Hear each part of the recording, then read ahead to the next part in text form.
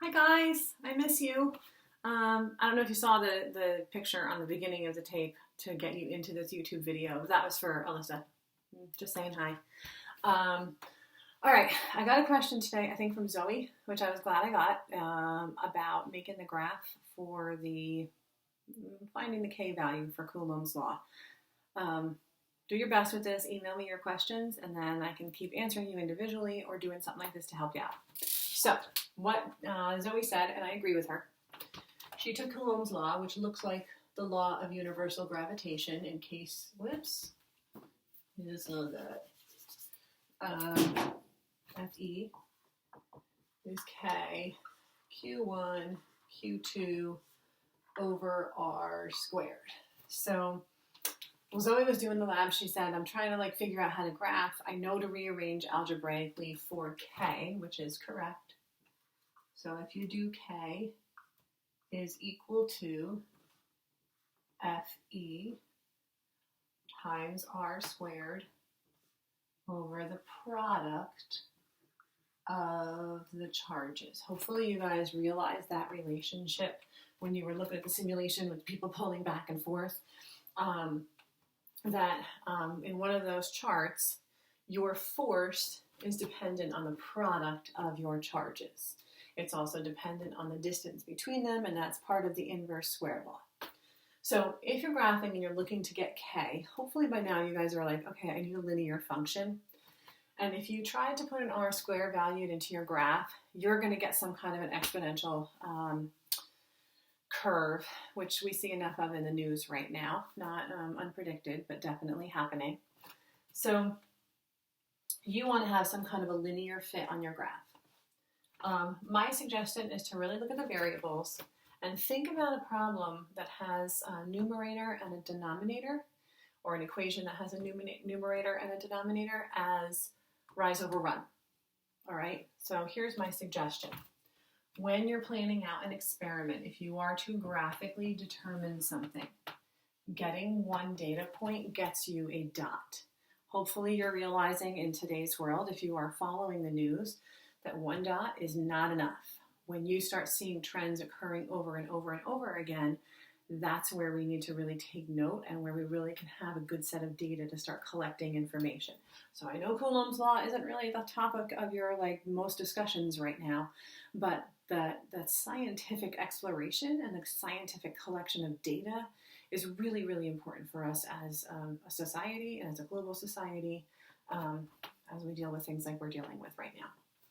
All right, so no dots. Don't give me a dot. All right. In order to get your K value, my suggestion is to think of this as rise over run. All right, we're probably putting the electric force on the y-axis, and then you could put the product of your charges on the x-axis. When you graph that, you should get some kind of a linear trend there. Do a scatter plot, not line, and then put in a line of best fit. If you're having a hard time with your sheets, share them with each other, help each other out, share them with me. I certainly can sit and be on there the same time as you and give you some suggestions for editing and that kind of stuff as we're working. Once you get that line of best fit and you display your equation, that's going to be under series. You'll put in a trend line, and then I think it says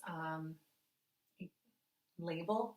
The automatic default is none, and if you click on the arrow there, the last thing is use equation. It'll put up your y as mx plus b.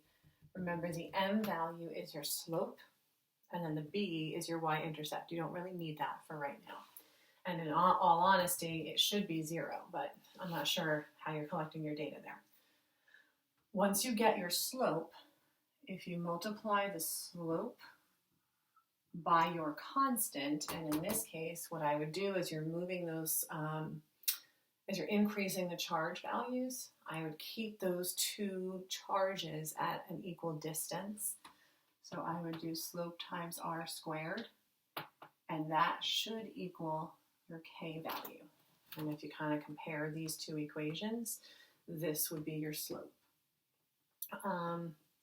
Trying to think of some other things with that. So Hopefully you guys did look up Coulomb's law and you realized that K is equal to, I think, 8.99. Some books use 9 times 10 to the 9th.